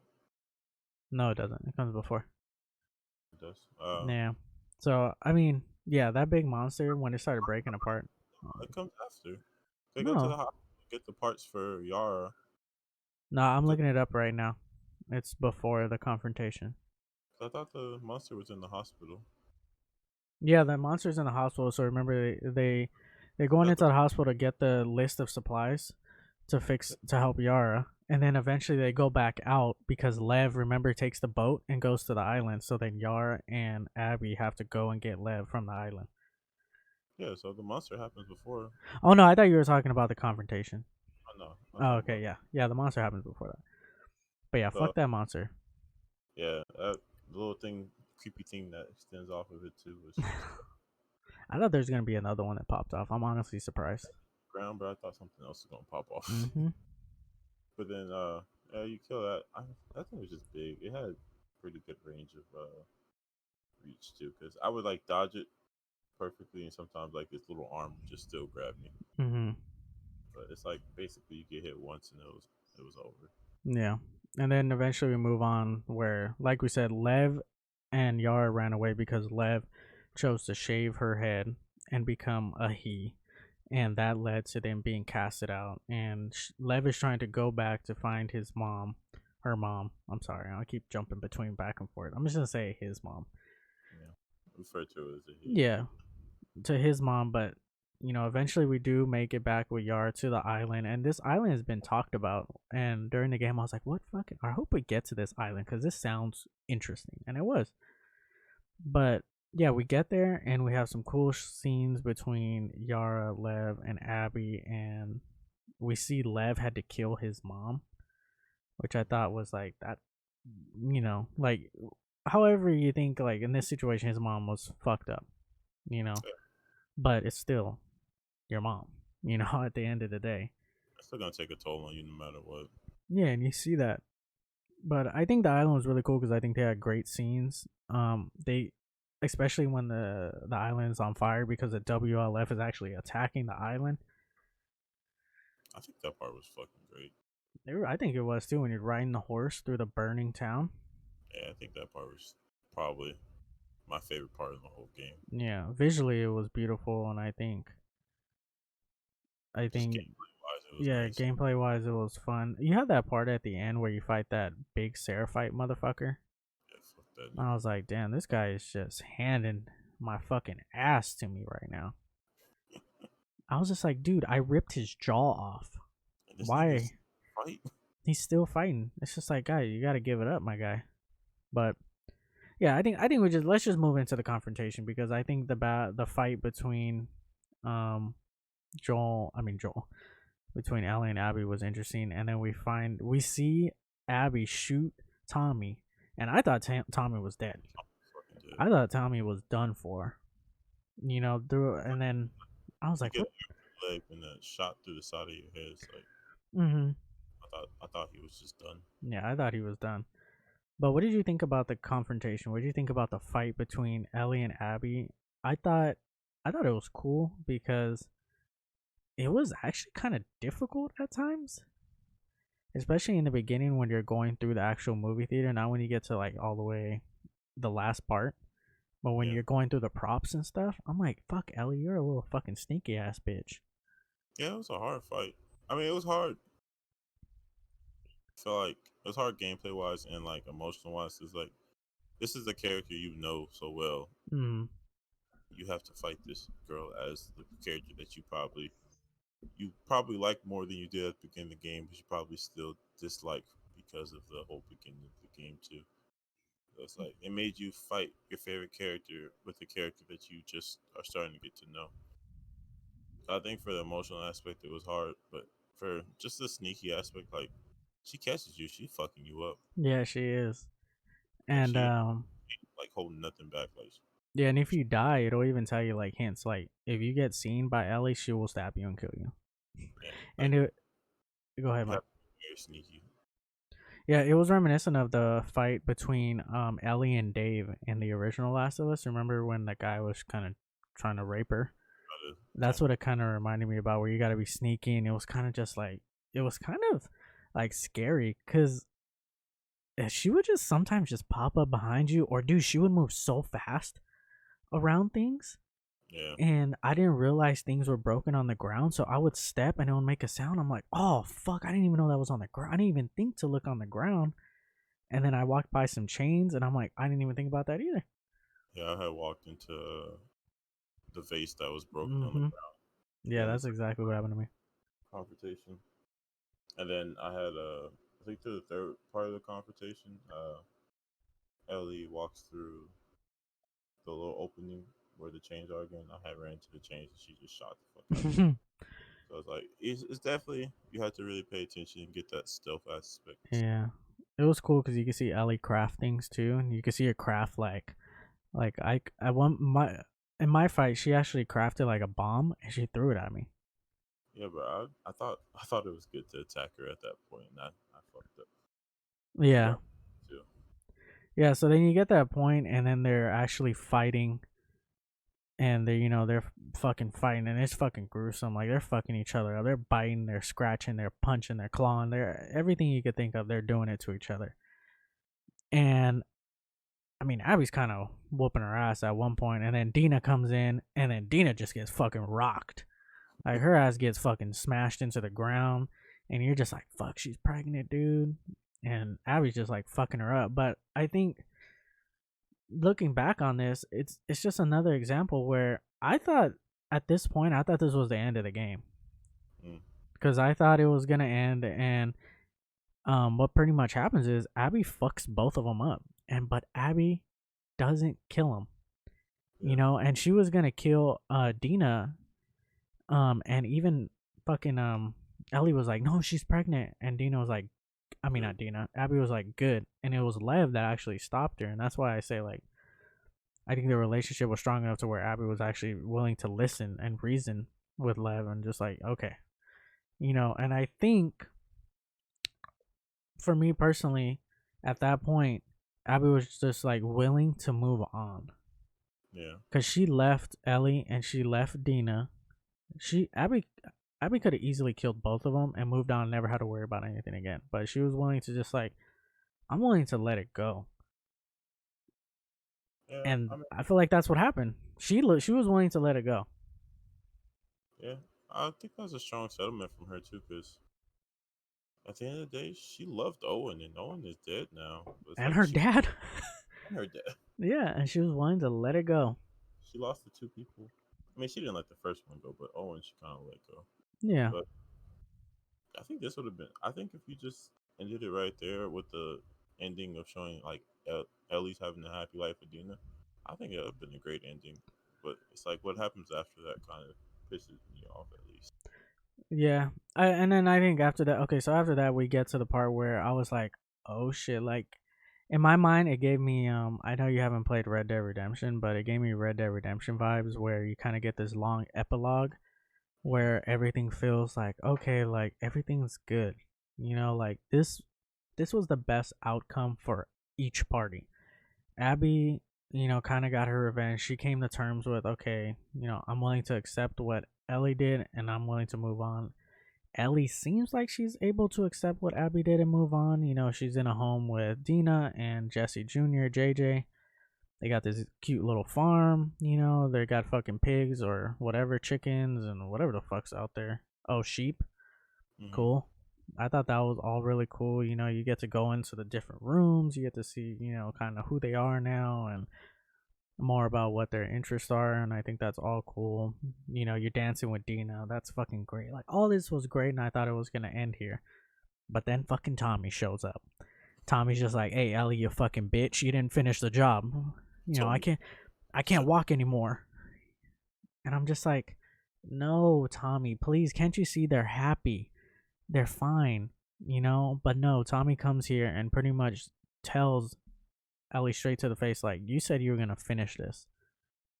Finish it. And Yeah. Ellie is just like, you could tell Ellie just can't let it go. I mean, Can't at first, fucking let it go. no, but and she can't let it go. Like you can kind of see it in her face that she can't let Mm-hmm. it go. For Dina's sake, she's kind of like, nah, I'm good. But Mm-hmm. then, you get to the part where you're with little JJ and you're herding the sheep. This is Mm. after Tommy already visited, and you see the little sheep in the corner and all the way in the back, and the sound of the shovels dropping reminds her of Abby just hitting Joel with the golf club, and she just instantly gets PTSD off that. And it's like Dina comes to the rescue, and she can kind of see like this has fucked Ellie up for the rest of her life. Like she saw her father figure get hit with the club, and Mm-hmm. like Ellie tells her, I think later it skips to the nighttime. You're closing the windows. Ellie's just downstairs with the guitar, and she's like packing up her bag to leave to go back to get Abby. Wearing Joel's jacket. Yeah, wearing Joel's jacket, and Dina's trying to talk her like nothing's happening, like nothing's about to happen. Like Mm-hmm. go back to bed. And Ellie's like, no, I have to go finish this. And Dina's like, I think Ellie says like I can't sleep, I can't eat, like this has fucked me up. Like I need this to like film. This is what I think I need to fulfill the hole that I have in my heart still, you know. Mm-hmm. And Dina basically just says, "It's this is part where I stopped liking Dina just for the simple fact like you know how much Joel meant to Abby, and it's like you were willing to. I mean, she was willing to come with her in the first place, which I respect. But you were willing to, if Abby did or didn't come back, you were willing just to up and leave her. You know, like you know what Joel meant to her, and from you should understand that. But at the same point, I understood where she's coming from because she lost her baby daddy, and Yeah. Abby lost Joel through all this hatred and revenge. So I kind of understood, but I kind of just didn't feel the reason of why like she would leave her for that. I just think it's more of just like Abby gave you a out. Look at what all they've been through just to get to Abby. They lost Jesse. They fucked up Tommy. Tommy's not even married anymore. Tommy can barely fucking walk. And Tommy, JJ doesn't have a father now. Fucking they fucked Dina up. Ellie's not the same. But you know what? It was just more of a Dina even said like, you don't think I don't fucking like can't sleep? Like Jesse was shot in the fucking face. And Dina's like, but I fucking pull it together, you know? And I think that's the difference. And I can understand. It's just like, she's just like, I can't let you just go out, be gone for fucking who knows how long, and then just come back and think it's okay. yeah, So, where I was like, I completely, like, I get it, and I get why Ellie's doing it. I don't agree with it yeah, I I, don't. because I think from that point, I was like, Ellie's gonna lose everything. Like, she's gonna go on this journey and she's either gonna, one, die, or two, which is even worse in my opinion, is she's just gonna lose everything, and that's exactly what happened. And I think Dino, that's what Dino was trying to save her from. Like, yeah, like only time can heal these, but you do this, then everything good that you can have is just gonna be taken away. And she continues to trek on, and eventually we find ourselves playing as Abby in Santa Barbara, and just to kind of speed things up, she ends up finding the fireflies, and she ends up getting caught though. And I think this is where it gets like really fucked up as far as just the gruesomeness of the game, with the torturing, and later on we see, the hangings and the people pretty much like getting crucified. But I don't know, how do you want to tackle this part? Because we're towards the end here. I don't know if you want to just like, I don't think the little stuff is that important. yeah, I Honestly, agree. the little stuff. I'd rather just skip to like once Ellie finds Abby. So basically, Abby's gone through a whole like another faction of people. Mm-hmm. Uh, finds out that Abby was captured by these people. Uh, she ends up releasing all the other prisoners, and they tell her that Abby tried to escape and she's been hung on the beach. So Abby goes down to the beach. She's all hurt and stuff because she's been through fighting all these people, and she had a tree branch through her stomach, so she's pretty fucked up. Yeah, she's fucked up. She goes down to the beach. She sees Abby. Abby's like, "What the fuck are you?" And basically, like, "What the fuck are you doing here?" Type shit. She releases her. They don't really speak much words, but like Abby seems Dude, surprised. I didn't even know that was Abby. I didn't know. Like she was She not. was like, I mean, we see Abby this whole game, and she's buff. She's, strong. She's like got a glow to her skin. But I thought the body next, like across from her, was her because it I, had. I, yeah, I legit ran past her because I Yeah, didn't think that was. I heard someone talking. I was like, holy shit, she's like sucked up. Like she is so thin, and like when you're thin, like when you have muscle like that and you get super thin, it just looks like really bad. And she looked terrible. And her first instinct wasn't even to like protect herself; it was to instantly go to Lev and cut Lev down. yeah. At this point, they had been in captivity for a couple months. Yeah, like literally like concentration camp shit. Mm. Just fucked Uh, up. so Abby cuts her down. They don't really talk much. She cuts down Lev. They say, "Hey, there's boats over here." Uh, they get to the boats. Uh, Abby's putting her backpack in one boat. Abby's putting Lev in another boat and trying to unhook the boat. As Ellie's putting the backpack down, she gets the memory of Joel's beaten face. Yeah. At first, I feel like she was like, "Oh, I can't do this," and then she gets that image. She's like, "Yeah, I need to do this type shit." Mhm. And she's like, "We basically we gotta fight." She's like, "I'm not about to fight you." Like, nah, it's over. But Ellie's like, "Nah, like I'm gonna kill Lev if you don't fight me." Like this person, she had, or he had nothing to do with this. Like you Mhm. made him part of this. Uh, Yeah, it just proves my point where Abby was, she was done with this. She was ready to move on. situation. She just wanted to rejoin the Fireflies. Mm-hmm. Ellie, they start fighting.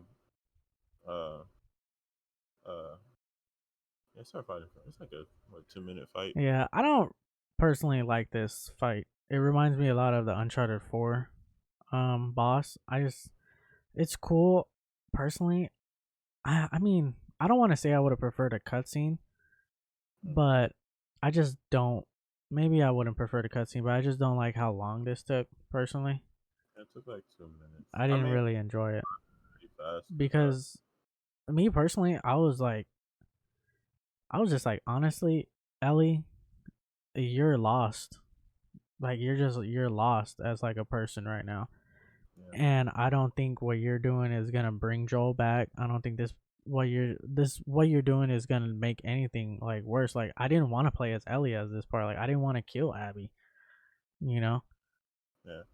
I think it comes to the point of Abby's story too, because if you pay attention, every day you wake up, at least the first 2 days, you wake up from night terrors about your dad, and Hmm. the third day, I think it's the third day, you wake up, and oh no, it's the second day. It's first day, you wake up, it's a night terror about your dad. Second day, it's Yara and Lev hanging. And the third day, you wake up, you actually feel. I think she feels better as a person because she ends up helping somebody out, and Yeah. Like she needed to clear her conscience a little bit. yeah, it takes that. She realizes revenge wasn't really the answer the whole time. It was Hmm. I just needed to do something good for somebody else. Yeah. And I And think yeah, go ahead and you finish it. you go. Oh, I was just gonna say that, I agree that I think Abby kind of came to the decision that this wasn't getting her anywhere. Like this is gonna lead me down like a whole long path, but this cyclical nature of violence, which is just a circle, because this is all it was this whole game. It was okay. So it starts off with Joel killing Abby's dad, and then what happens? Abby kills Joel, and then what happens? Ellie tries to kill Abby, and then what happens? Ellie kills Abby's friends, and Abby wants to kill Ellie now, and then finally Abby tries to break that and says, "I'm done. I'm ready to move on," and gives Ellie the opportunity to just have a fucking home. And then what happens? She wastes it, and at the end of this fight with Ellie and Abby, Ellie eventually, instead of start seeing fucking Joel getting hit with a club, she starts seeing the final scene, which is them on the porch talking the last time they had a conversation. And it was so powerful where you're just like, she's starting to make that turn, but it's almost too late because by that point she's kind of already lost everything, you know, and you don't really get that until the following scene where pretty much what happens is before that is like, yeah, eventually Ellie's just like, fuck it, go. After they fight and they brawl and Ellie loses like two fucking fingers, and then we get back to where Ellie is walking into the farm and you already know, you get there and you're like, the windows are all open. It looks like nobody's here. And my heart just sank because the last time we saw this place, it felt like a home and it felt like a family lived in there. And then when you get back, it just felt like so empty, and obviously it was. You find just venturing out. Yeah, and you walk back in the house and you see Dina put all of Ellie's things in Ellie's room, and you finally get to the part where she picks up the guitar and she tries to play the song that Joel taught her, that sang to her the first day that he gave her the guitar, and she can't do it. She physically cannot do it. And I started I shed a tear. And it's like the path of revenge is basically at the end of the day, the story was the path of revenge will make you lose everything that you hold Yeah. dear to yourself.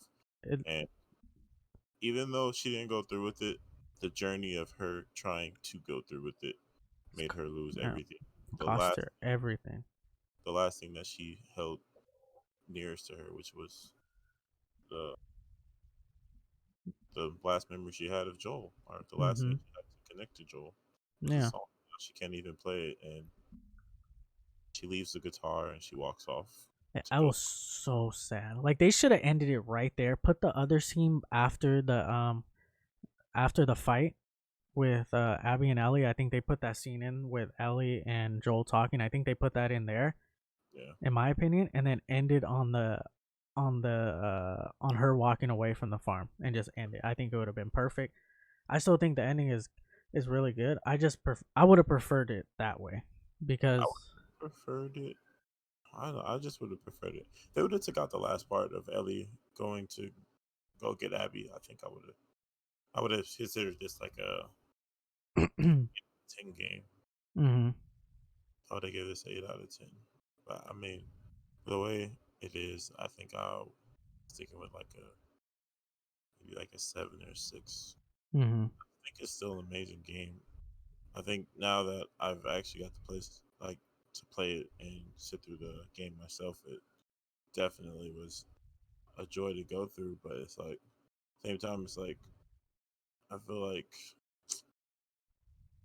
they dropped the ball on some things story wise, but I just didn't feel it. I didn't find it as enjoyable as the first Last of Us. I still think the first Last of Us storytelling is a better game, but I also think that it doesn't take as many chances. It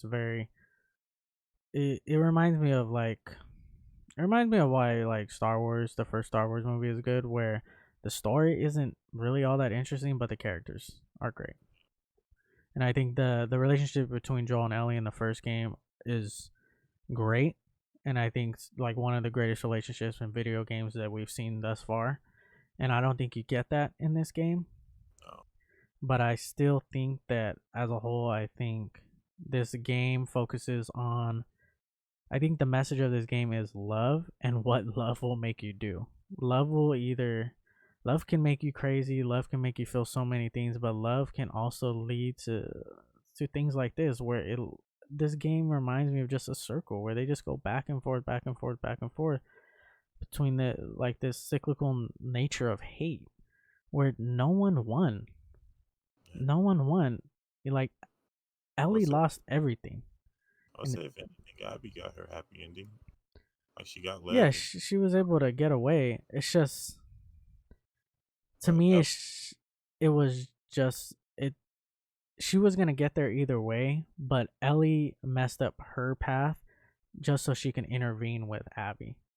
yeah, You know what I'm saying? And like, I get why she did it, but for me, playing, I didn't want Ellie to go through with it. And that's kind of what I appreciate what the game made me feel, because throughout those last like 2.5 hours, I was like, Ellie, just like, I wish I could control you and just go back because back home. I'm saving you the pain of what you're going to feel, because the pain that you're going to feel after this, when you realize you lost that thing that most just that brings you closer to Joel, that you're going to lose that, is not worth it, you know?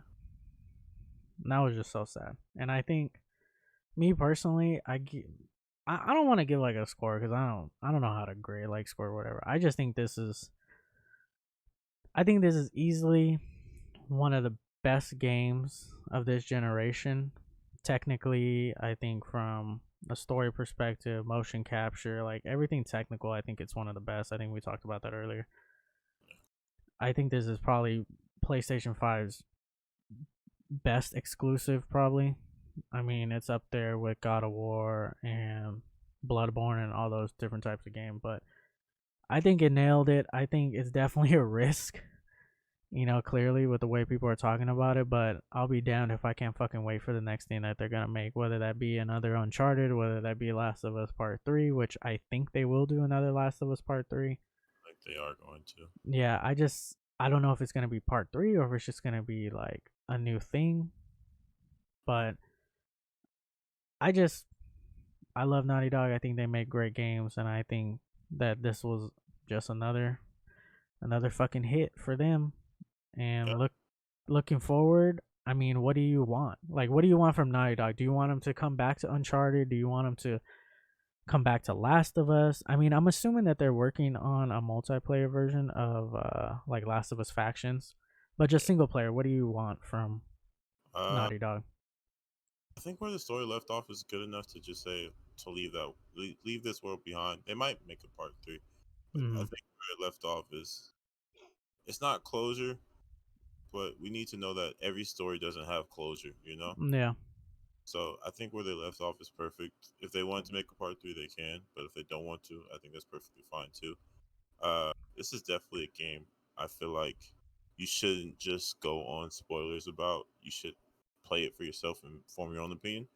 Because when I had looked at spoilers for the end, I was upset and I was like, "Fuck it." But I changed by playing as Abby and like finding a new respect for her as a person. Because yeah, she is the killer of Joel, but she's also a person at the end of the day, and you understand why she goes on this quest for revenge is because her dad was killed Hmm. by. Yeah. She's the Y'all, killer of Joel, but she's also the victim of Joel. You know? like if this was like if Last of Us One was her story, you would understand it completely. Yeah, and we'd be like, fuck Ellie. Yeah, You know? it's, It's just it, perspective. That's yeah, all it it is. humanizes her, and I think it humanizes her in a brilliant way. I mean, she has her moment towards the end, like where she's like, "Fuck it" when she's about to kill Dina when she's pregnant, Hmm. but that's because she's blinded by revenge. But once she gets that little light that says, "No, this ain't right," it's like it switches up and she gives Hmm. Ellie Dina the chance. Dina realizes that we had the chance at life; we could have been killed. Yeah.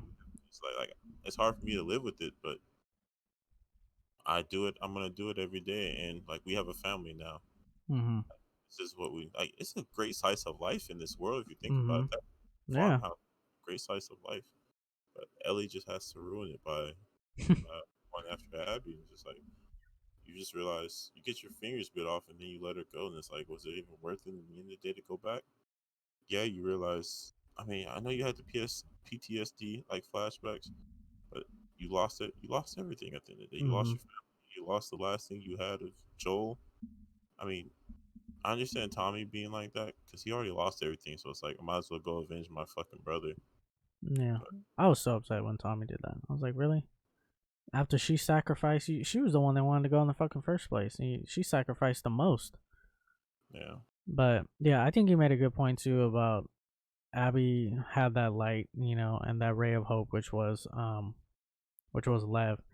And I think as much as Ellie was Joel's light, I think Joel was Ellie's light. Where if Joel was there, like hypothetically, she wouldn't, and Joel was like, I think Joel would have stopped her.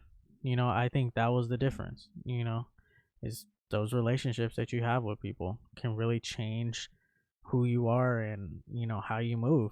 But I think that just shows just how great of a game this is and how moving the story is. And I think it's definitely divisive, but I think this is a game that people should play, especially if you played the first one. And I don't think you should play this game if you haven't played the first one, because I've seen a lot of people are playing it without playing the first one. But I mean, hey, do you, whatever. But all in all, this is a great game. I can't wait to see what Naughty Dog does next. But I mean, I kind of hope it's not Uncharted. I hope they move into something just completely new yeah. and take That's a what I. chance on something. But I mean, the future is bright for PlayStation 5 because I can't imagine what their next game will look like on PlayStation 5. And what they're going to be able to do. But I mean, I think it's a great game. I think Mike thinks it's a good game, and I think I think we just need to talk about this game more because there's just like we didn't even get into everything, and we're already approaching 2 hours long. Like I feel like we could talk more about this game if we actually like sat down and actually wanted to do like a deep dive into this game. But I mean, any closing thoughts on Last of Us Part Two? I think I said my piece. Make sure you play a game and don't just judge it by what other people think. Yep. Definitely form your own opinion uh, by playing this game. I mean, if your opinion just stays the same after playing the game, at least you got to experience a part of. I mean, this game's gonna go down in gaming history just for the simple fact that it took such a big chance. Mhm. So it's like at least you get to be a part of that gaming history. Uh, and I don't know, it's just an enjoyable game overall. I didn't. I say the only part I really hated was the beginning of Abby because I still like hated her. After I got into it, I was just it was still fun. Yeah, I agree. And also, if you don't like the game, don't don't be fucking throwing hate comments and being racist or sending death threats. That's just that's not your way. That's not a good way of expressing your frustration. We'll Yes. just put it that way. So I think that's pretty much all we have to say about The Last of Us Part 2. Hopefully we get to come back here in maybe like 3 weeks or something, or 4 weeks or whatever, and we could talk about Ghost of Tsushima because I think that game is gonna be really good. But you know, I think that's it. You feel like that's it? I feel like that's it. You want to close this out, Mike? Thanks for watching the special episode. I know this isn't a podcast. Yeah. Probably a This is the talk. Premature's After Dark podcast. We just want to talk about whatever. We don't care. This is the Yep. Premature podcast. This isn't like the fucking the porn podcast that we're starting soon. Sponsor. But yeah. But thank you guys for watching. Like and subscribe, and peace out. Yeah, and stay safe out there. Wear your mask. Corona.